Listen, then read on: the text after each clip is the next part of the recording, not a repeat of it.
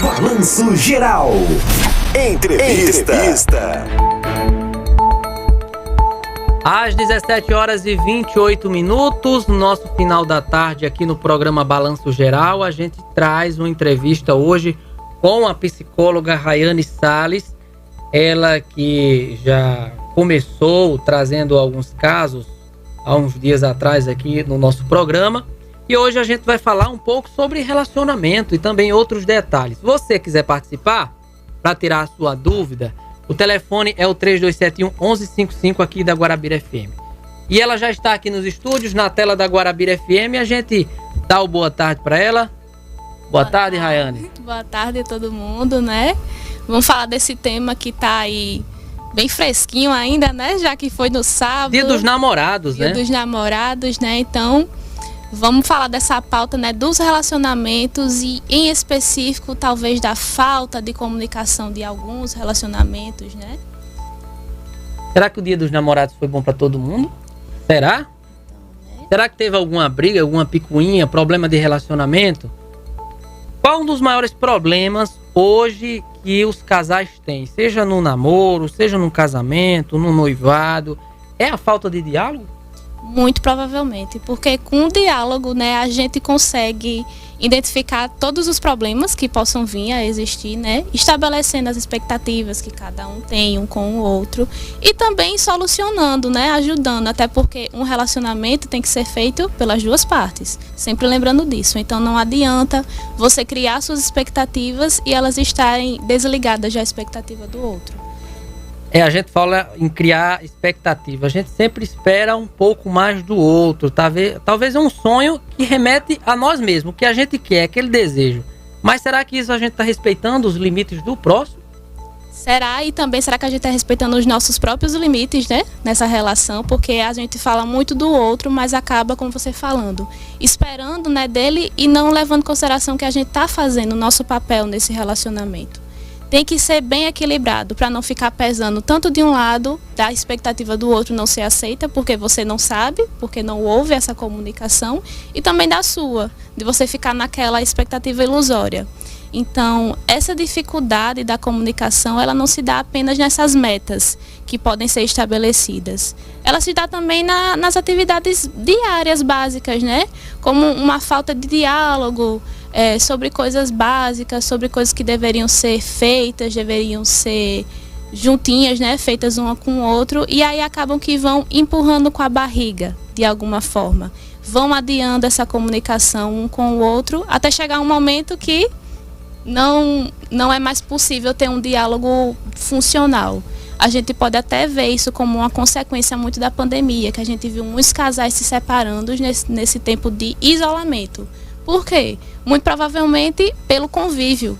Como antes tinha uma rotina assim, muito agitada, quase não se viam, quase não tinham um diálogo além do que foi feito no dia, pronto, acabou. Então, o convívio também dos relacionamentos tem que ser uma coisa muito bem estabelecida para saber se realmente é aquilo que você quer, se é aquilo que está de acordo com o que você espera, se está de acordo com o que o outro espera. E isso a gente só vai saber com uma comunicação bem clara entre ambas as partes. Como é que o casal pode identificar e ter essa sensibilidade que já está tendo um problema no relacionamento? Por exemplo, uma falta de comunicação, né? Seja aí um abuso que ele nem sabe que está abusando o próximo, um abuso moral, por exemplo, de palavras, alguma coisa que deixa o relacionamento frio, né, desestimula e vai aquela coisa esfriando e fica difícil, e daqui a pouco o amor, como é chamado, acaba se acabando e acabou-se, né? Como se diz a história, acabou.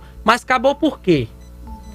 Esses sinais, né, como eu te disse, quando a gente esquece, né, de ter esse diálogo de alguma forma, a gente vai percebendo em nós. Vamos colocar primeiro o ponto de uma pessoa do casal.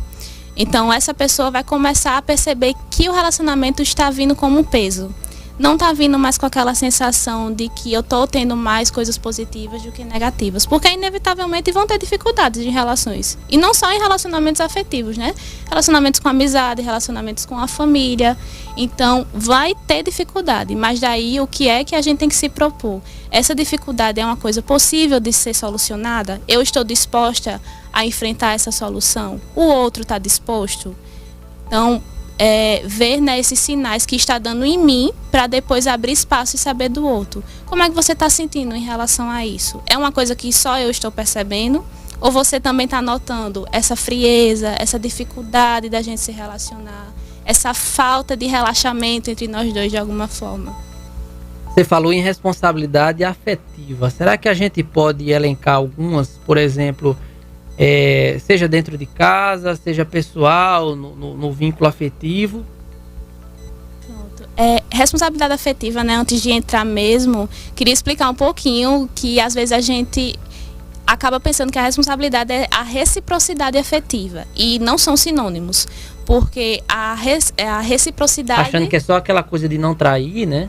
Também, a reciprocidade é mais de eu esperar que tudo que eu estou fazendo pelo outro, ele necessariamente tem que fazer por mim. E não é assim.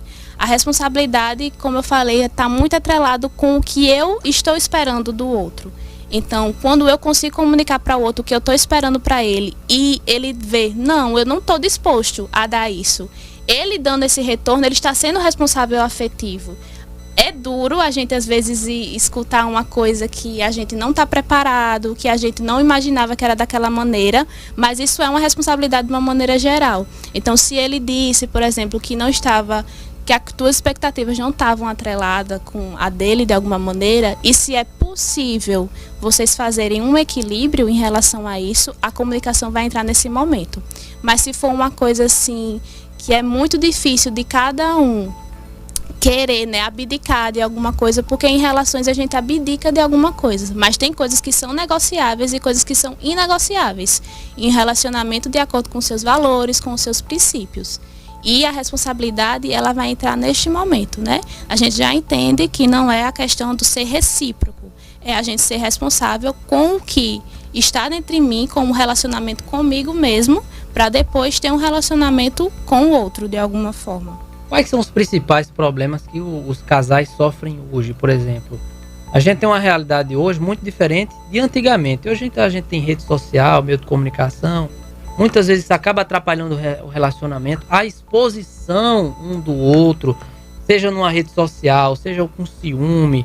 Como você falou, da expectativa que um tem pelo outro e não consegue atingir. E aí, o pós disso, como é que pode ser resolvido? Como é que isso pode ser ampliado e o casal identificar para conseguir salvar o relacionamento, por exemplo?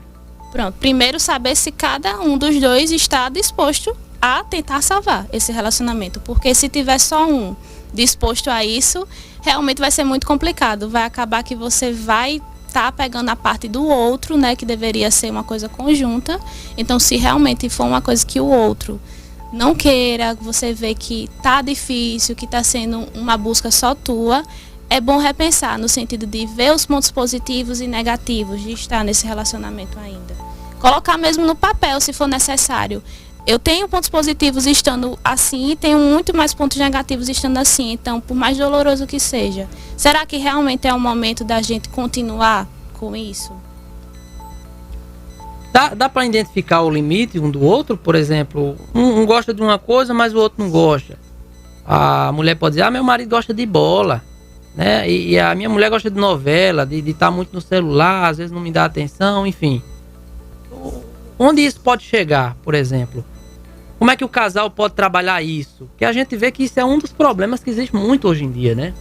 Esse problema de relacionamento. O cara quer muita atenção, a mulher quer muita atenção também. E às vezes essa atenção não chega nem para um nem para outro.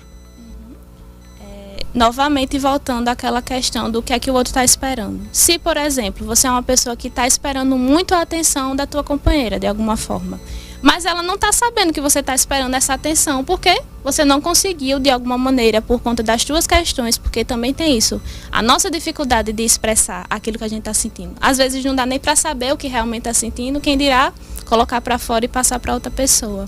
Então, será que realmente a tua companheira, o teu companheiro, tá sabendo que tá em falta você de alguma maneira?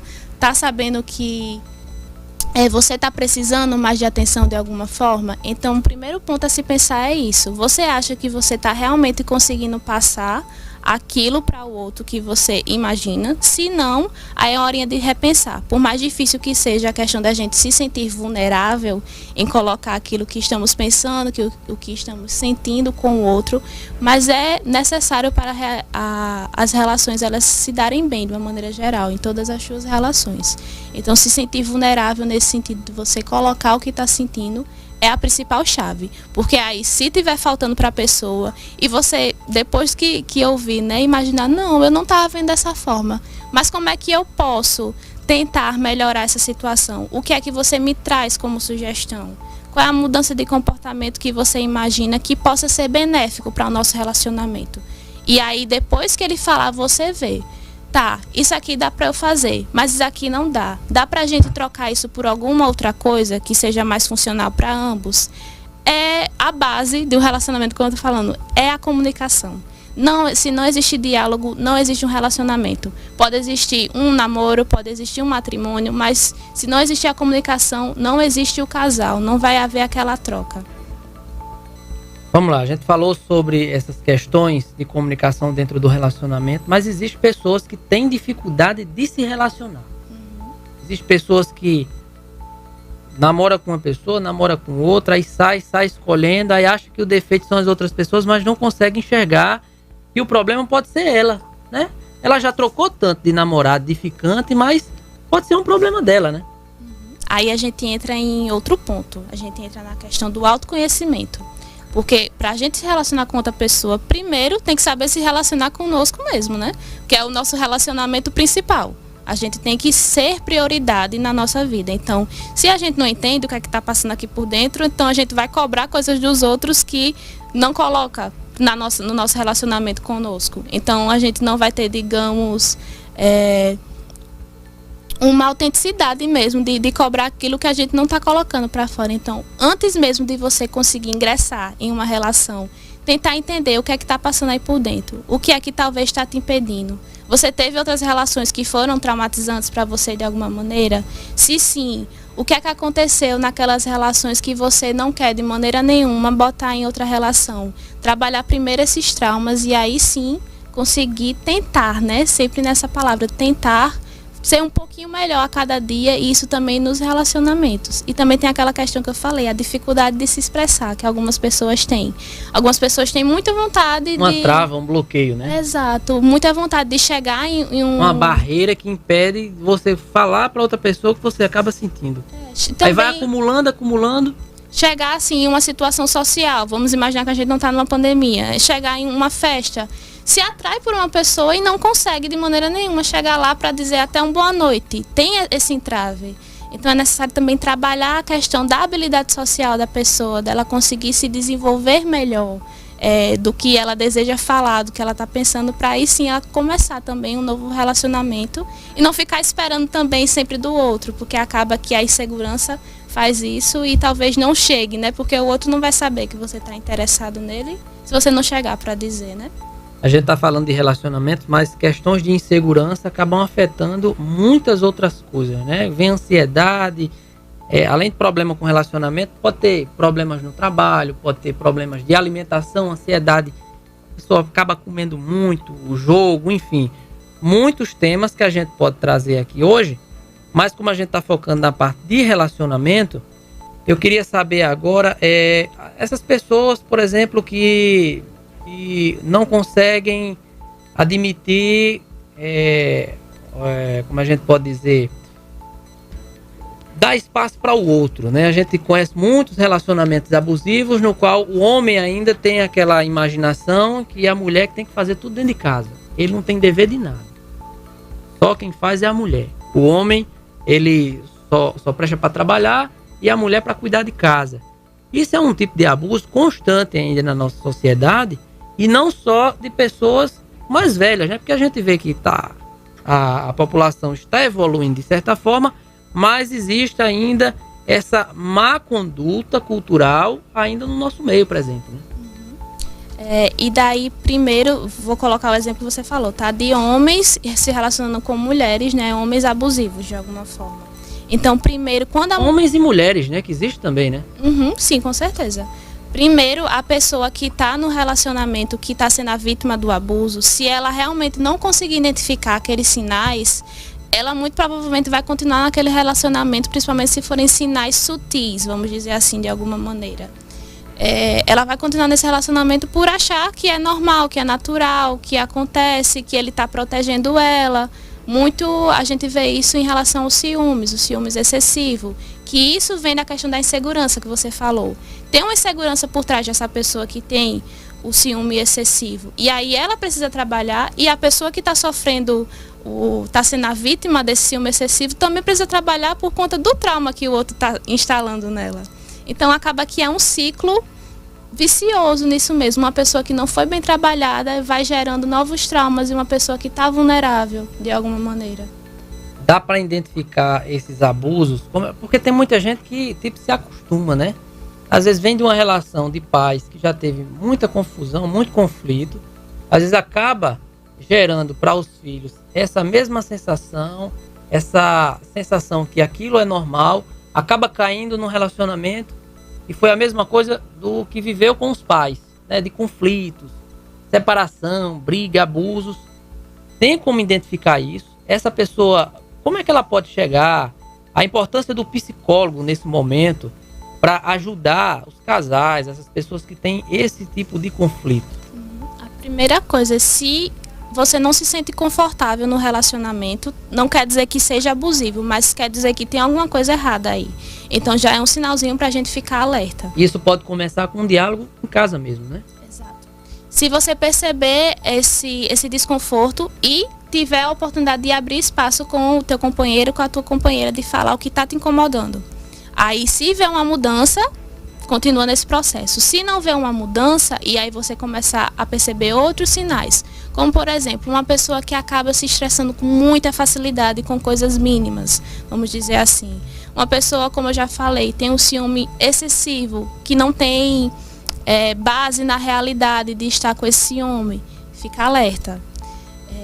Não necessariamente precisa ser uma pessoa agressiva fisicamente, porque acaba que muitas pessoas acabam imaginando um relacionamento abusivo com... Muitas vezes eu não conhecia ele assim, depois se transformou, né? Com a agressividade física, mas agressividade em palavras, em gestos mesmo, em atos, assim, quando a pessoa acaba te não proibindo de sair para algum lugar, mas, por exemplo, você sai para esse lugar, ela diz que tá tudo bem, e quando volta o relacionamento de vocês está aquele clima estranho, e sempre que você sai fica nesse estilo. Então isso já se caracteriza, já mostra que não está sendo uma coisa confortável. Já se caracteriza como uma situação de desconforto para você. Então fica alerta a esses pequenos sinais de que que a gente espera que não chegue em uma violência física, né? De ficar alerta mesmo e você perceber se essa situação, se esse relacionamento está trazendo bons frutos para você.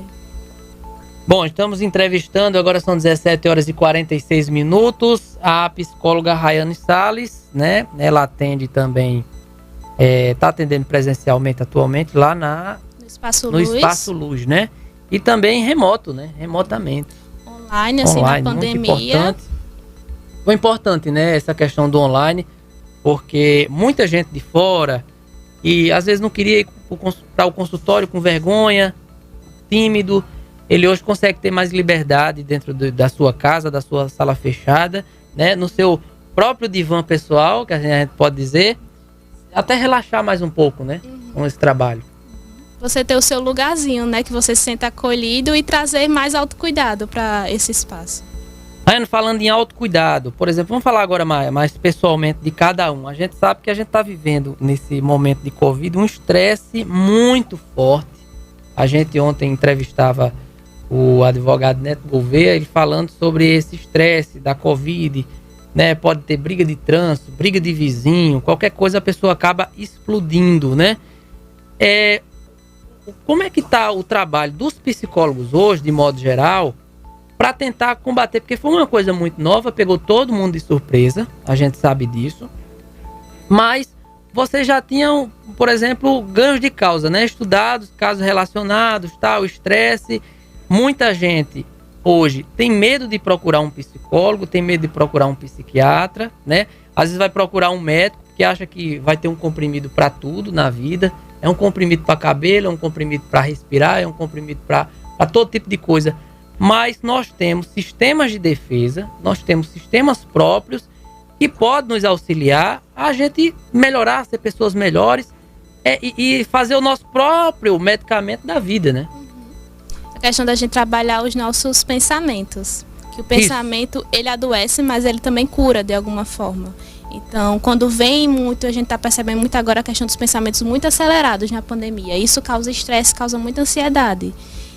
Então, a gente percebe que dá para, não para controlar, vamos dizer assim, a questão do pensamento automático. Ele vai vir, mas você pode controlar o teu comportamento diante disso. De deixar, por exemplo, esse pensamento fazer você continuar nesse ciclo disfuncional ou dizer, não, eu preciso, eu sei, eu tenho base na realidade que eu posso me comportar de outra maneira, eu posso me comportar de outra forma. E que tal tentar? Né? Sempre essa palavra do tentar. Tentar, que a gente sempre imagina, né, o objetivo final, mas não vê que tem pequenos passinhos para chegar nele de alguma maneira. Então, por exemplo, essa questão do estresse que você falou do dia a dia, né? Reservar um tempinho para o autocuidado, que o autocuidado é uma maneira geral, é de você ter um tempinho, um espacinho só para você. É tipo uma terapia pessoal que cada um pode ter e fazer na sua casa, né?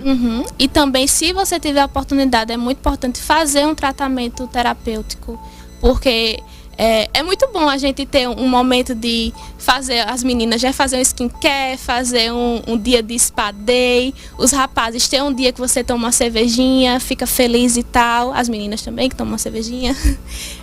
Mas a questão terapêutica vai muito além da questão do autocuidado físico. É a questão do autocuidado das minhas emoções, dos meus pensamentos, dos meus projetos. Organizar os pensamentos na sua caixinha, né? Como vocês falam. Quando eu estava falando sobre a questão da pandemia, a gente tem várias sequelas psicológicas nesse momento. Primeiro que o pessoal estava acostumado a assistir os jornais e vendo tanta gente morrendo que quando se pegava Covid, o cara dizia, pronto, eu vou ser a próxima a vir, eu vou ser o próximo a morrer. E isso, para quem não tinha, já ficou sequelado psicologicamente, e para quem já tinha, aí pronto, teve que ir para a base de um Rivotril, de uma Prazolam, de todo tipo de remédio possível para curar, principalmente a ansiedade, que psicologicamente vários psicólogos já conseguiram provar que atinge realmente o sistema nervoso, e tem muita gente doente procurando remédios e mais remédios, inclusive tomando remédio por conta própria, sem procurar um especialista, sem respeitar os prazos, porque remédio não é para você estar tomando a vida toda, né? Principalmente remédios para dormir, enfim.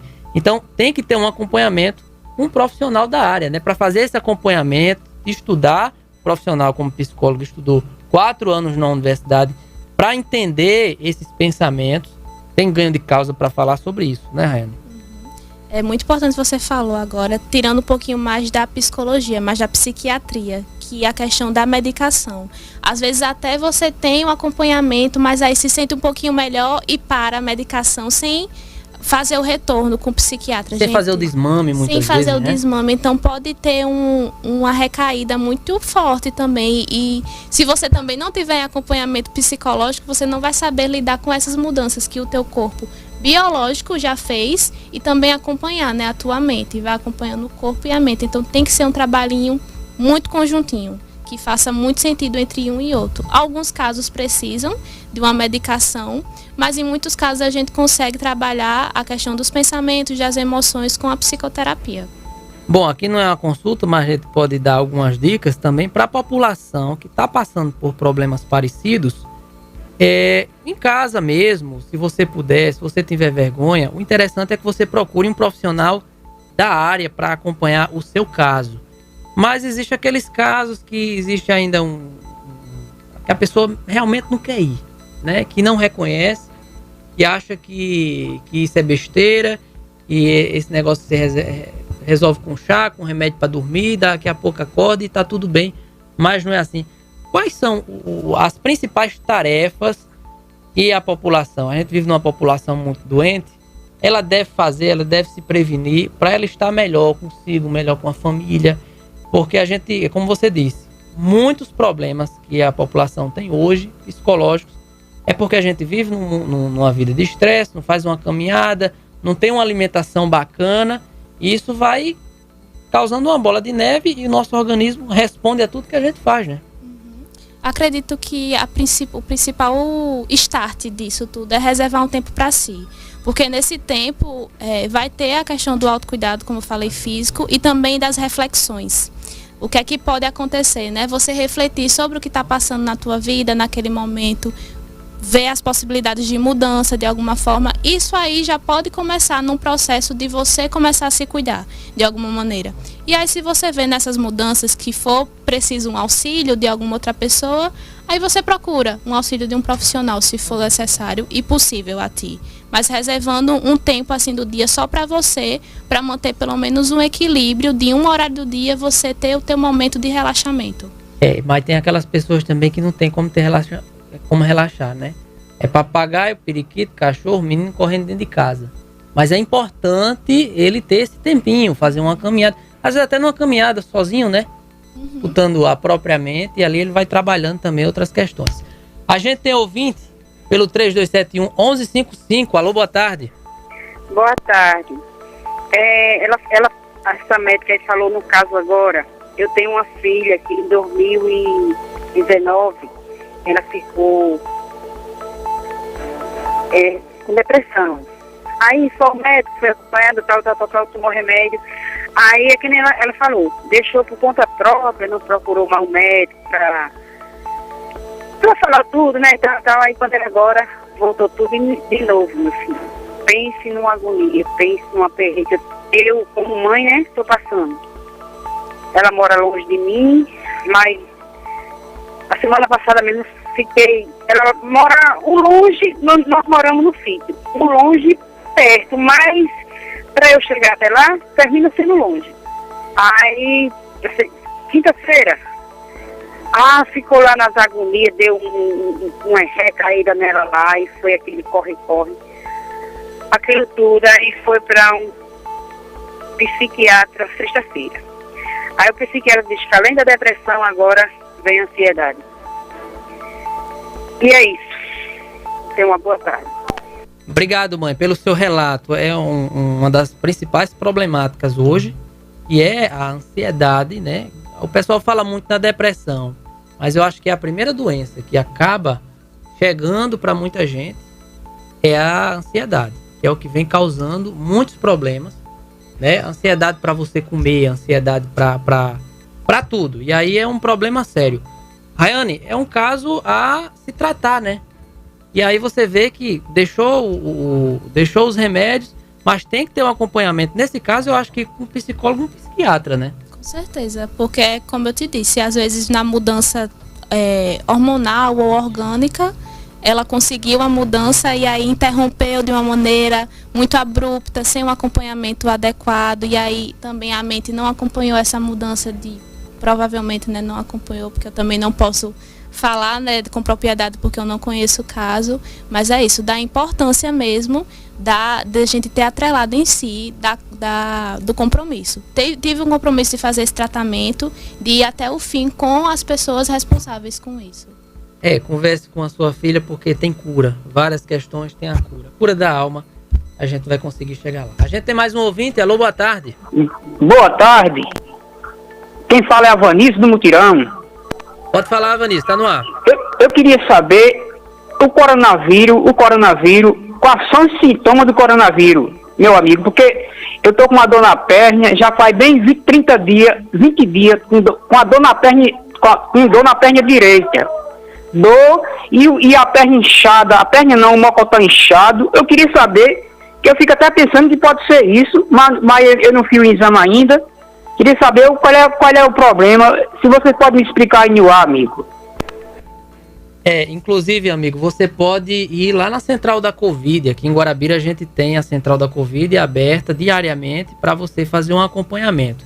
A gente tem alguns casos que fala sobre a falta, né, de cheiro, de paladar, que é um dos principais sintomas da Covid-19. Não é a especialidade da doutora Rayane, que está aqui com a gente hoje, mas um dos problemas da Covid que a gente estava conversando geralmente é a ansiedade. E falando sobre ansiedade, é onde a gente entrou nesse tema, já no finalzinho do programa, só para a gente encerrar, muita gente tem essa dificuldade, né, de trabalhar a ansiedade. Ansiedade para comer, tem gente que abre a geladeira e sai comendo tudo, toma café 3 vezes por dia, almoça 3 vezes por dia, e se tiver um problema, tome comer. Então, e não é só comida, né? Seja na bebida, seja em outros escapes que a pessoa vai procurando esses vícios por causa da ansiedade que o psicólogo pode tratar, né?